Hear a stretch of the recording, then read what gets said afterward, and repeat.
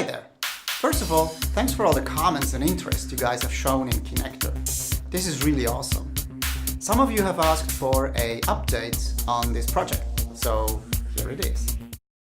Now here we see the new Kinector GUI on the left side, here,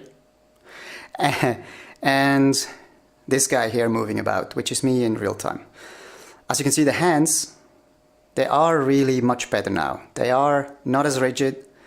They can even do some breakdance, if you can call it that. And a new aspect here is that I can move the legs.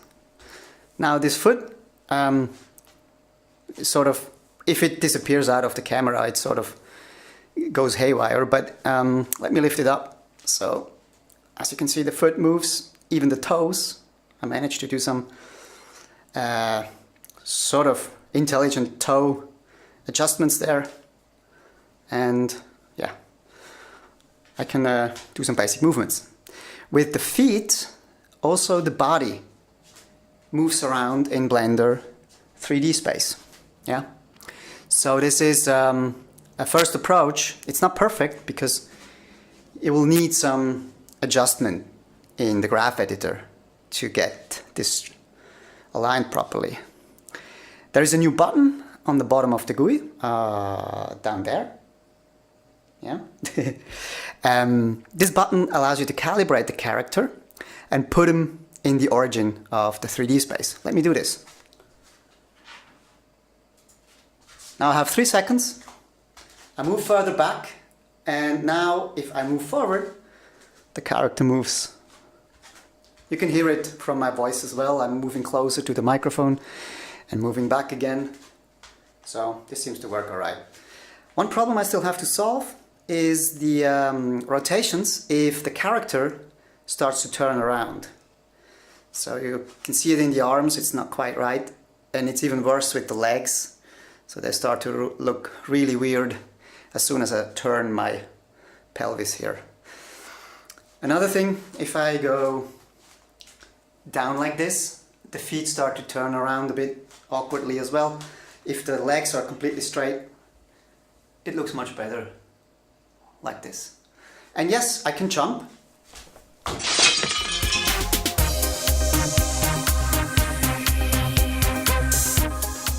Now you've seen how far I got with Kinector driving Manuel Bastioni Lab characters without any rigging, in real time, and yeah, even with leg movements now. It's not perfect because it's very hard to transform. As you can see on my arm now, it starts to freak out here because I'm way too close to the Kinect now. To get those rotations accurately into Blender. Now there is other ways we could approach this. One of those options would be to just use joint positions and send them to Blender. This is what the original Animate tool does as well. So I have added a new option here, joint position. And if we start from scratch, let me remove that cube. Now, if I go to the newer Kinector plugin, which I've modified as well, you see the default here would be the human character mode, but I could also change it to use spheres, scale them down a bit, and start it again. And now, as you can see, with me moving around, we have some spheres appearing. And while this doesn't look very impressive, this is certainly much better, right? And if I was to delete the head, let me stop this quick, deleting the head, adding a monkey head instead, maybe a bit bigger. So now I do have a monkey.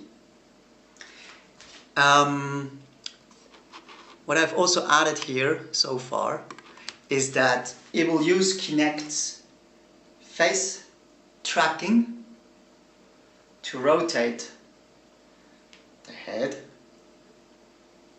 Yeah, and I can do stuff.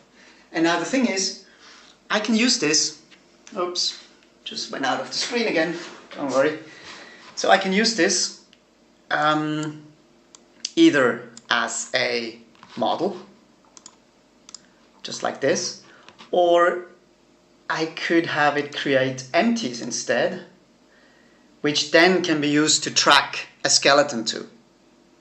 So that would be one approach, and a possible result would look like this.